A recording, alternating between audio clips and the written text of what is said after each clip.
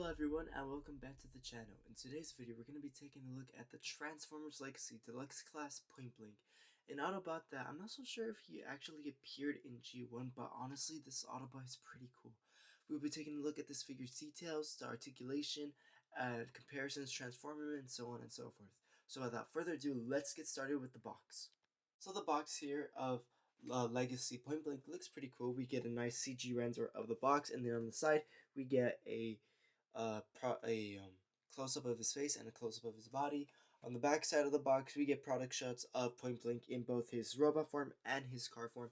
And right here, we even get a little Target Master thing, or like a little tiny robot that transforms into a gun, which I thought was really cool. And I really hope Hasbro does more of these because they are pretty cool. And right here, we get that Legacy Year 1 backdrop right here, and it looks really cool. At the top of the box, unfortunately, I bought this at the 80s discount for $7.99. Unfortunately, this is bugging and taking it away, and if I tried peeling it, it would tear off the box a bit. But we could already see that it says Legacy in the bottom. It says that. Why couldn't they just put this right here? I mean, honestly, no one really cares about the bottom. So yeah, that was the box, and the box honestly looks pretty cool. It goes with the other figures. Now, like I said, I bought this at DD's discount. Right now, you can find yours at Walmart within those 2 packs. Everyone opens those 2 packs, so you'll probably see one lying around in Walmart. If not, just look at another Walmart. I guarantee you that there are a bunch of these at Walmart. But yeah, just taking a look at the details at this figure, we can see we have a lot of nice details toward the face. If we just focus on the face region, he does look really nice. It is sculpted really nice. I do like how he has like a visor area right here is painted in silver. Right here is sculpted really nice. Just taking a look at the details itself, it looks really nice. Right here is perfectly smooth. The arms right here, they have some details. So we have some sculpt work right here that we could barely see, but it looks really cool, and the lighting is kind of messing it up, but it looks really nice. The fingers are sculpted, so that looks really cool. It doesn't look bland. The thigh region is sculpted so amazingly. I mean, just look at that region. It's just filled with our sculpt work and a bunch of stuff. However, one thing I did not really like about this figure is just this region. Maybe if they put a skirt piece to cover these hinges, it would have looked better. However, I don't really mind. I don't think it looks that bad. It just adds kind of a unique vibe to the figure. And now just taking a look at the back.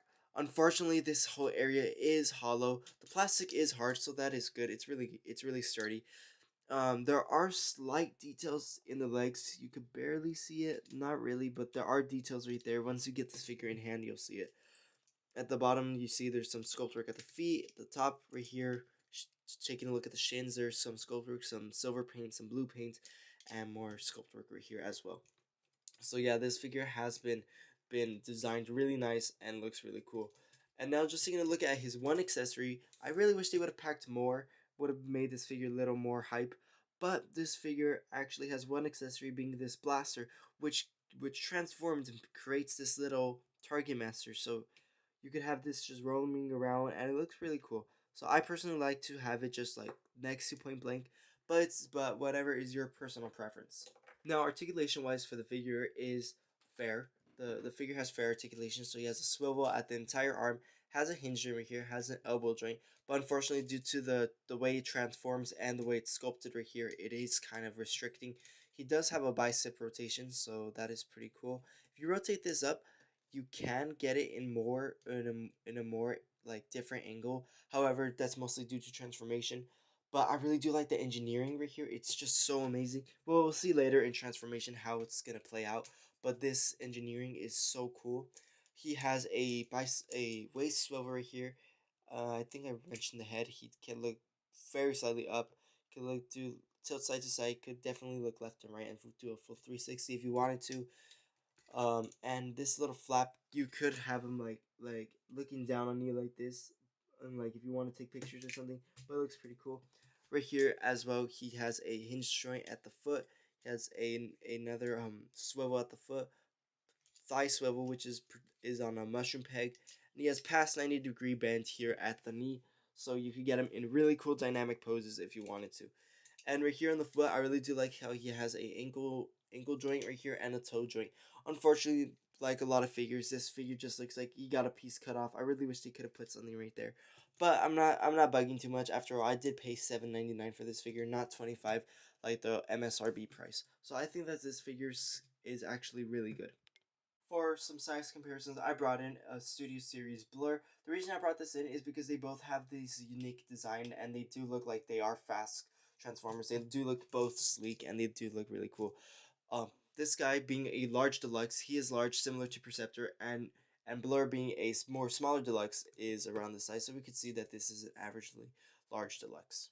Here we have Ironhide, a small Voyager, yet it's around the deluxe slash Voyager size, and I think he scales as a large deluxe slash small Voyager.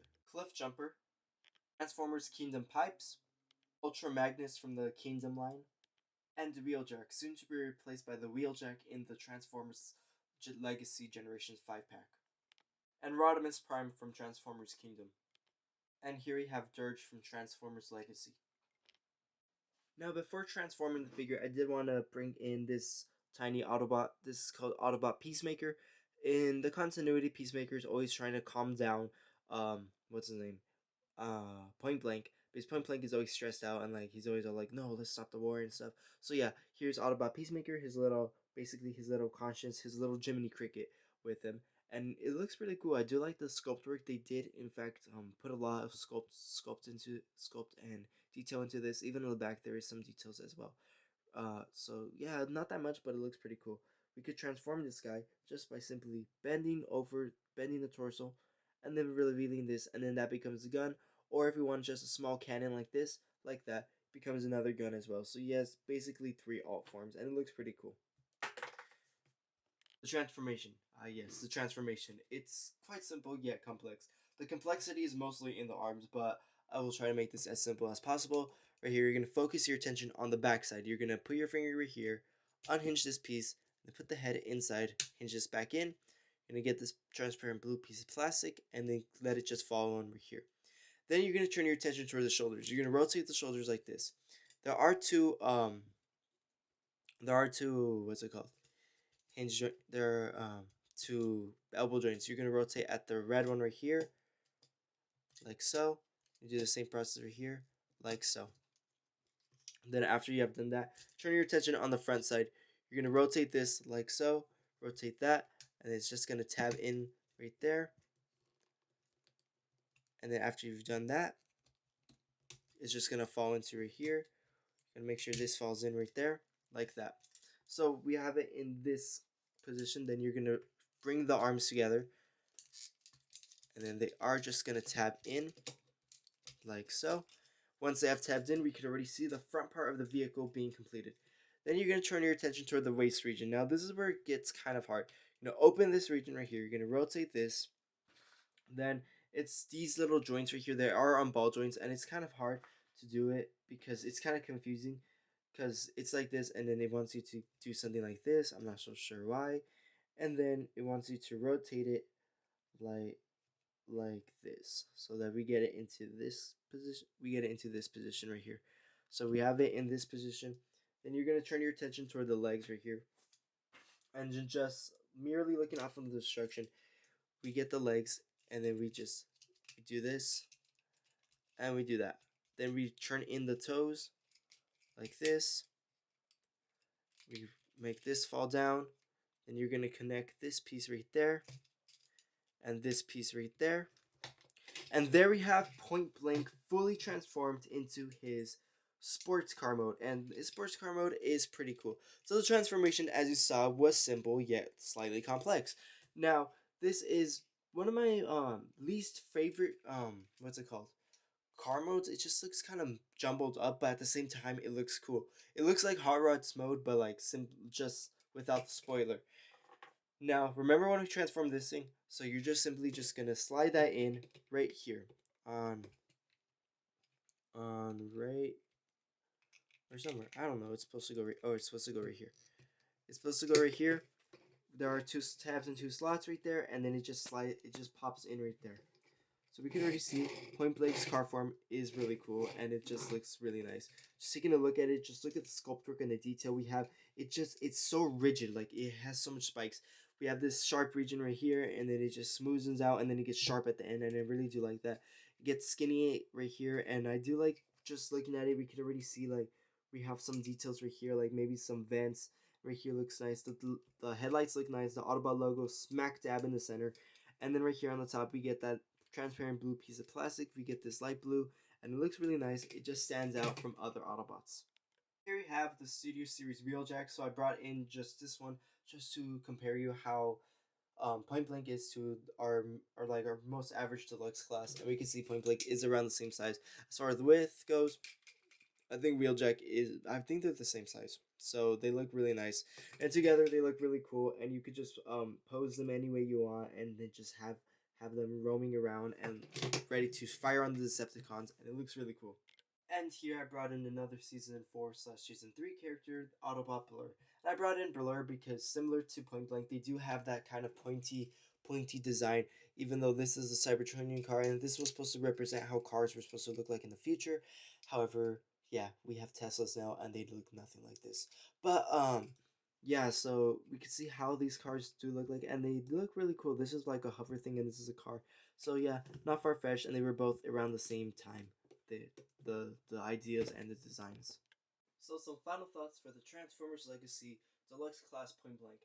Absolutely an amazing figure. I really do like the figure's alt mode. It's by far one of the most unique ones I've seen, aside from Hot Rod. I do like that he has the tiny Target Master. I think this is probably one of the first times we've seen like a tiny Transformer incorporated into generations, but I'm pretty sure there's other ones, and I'm so glad I purchased this and picked this up. It's pretty cool. It stands out in the collection. It doesn't look generic, and it looks pretty cool. The transformation, however, near the arm section is slightly on the complicated side. However, it was enjoyable at the end. The result was worth it. The details on this figure are really nice. The sculpt work is really cool. The paint applications are not the best. I really wish they would have painted a little bit more near the forearm region, but however, they did paint the knees silver, so that did make up for it. This figure was sculpted in blue, black, and red, and painted in blue slightly, so it was pretty cool. And it scales nice with other figures. It's a big transformer that is kind of big as our biggest deluxe class Perceptor, which I still need to pick up.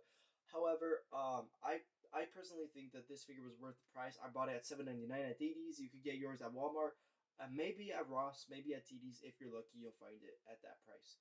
However, if you purchase it at Walmart, you're probably gonna find it with a 2-pack, or you're gonna have to buy it alone, like without another character on the side.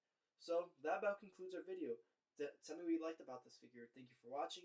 Please subscribe and leave a comment. And until my next review, I'll see you then. Thank you for watching.